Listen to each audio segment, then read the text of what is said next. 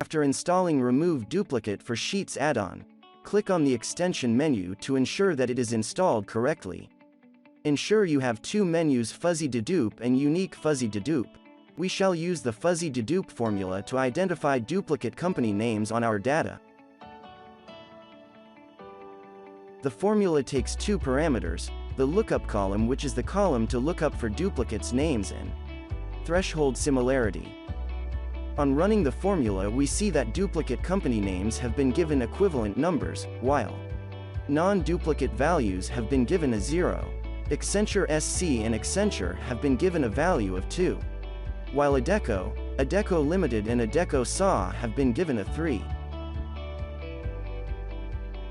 We can also sort the data using the number assigned by the Fuzzy Dedupe formula.